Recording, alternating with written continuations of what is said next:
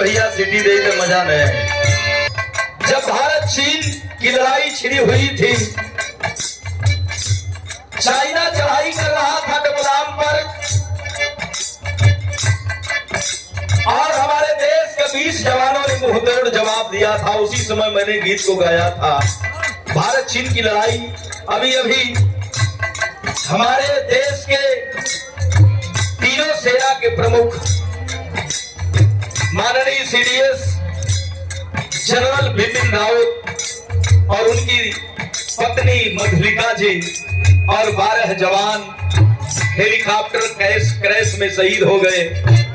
मैं अपने विरहा के माध्यम से उन जवानों को श्रद्धा सुमन समर्पित करता हूं, अर्पित करता हूं, क्योंकि फौजी हमारे देश के नायक है, रियल हीरो है। भारत चीन के लड़ाई छिड़ल बा, घरवा से एक फौजी का माई का फोन आ गई, ए लाल हमारे कैसे बढ़ा, तू घरे चलिए तो तोहरा के देख ले। 1 साल हो गई रे बबुआ तोहरा के देखले, हम देख ली तो हमार कलेजा जुड़ा जाई। माई का ममता का होले बाबूजी, माँ माँ होती है। वो फौजी जवान से वो माई फनवा पर कहत तारी आ जवान लड़ाई में भाग कैसे मास्टर।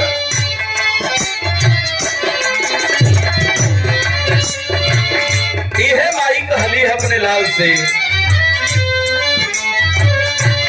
ए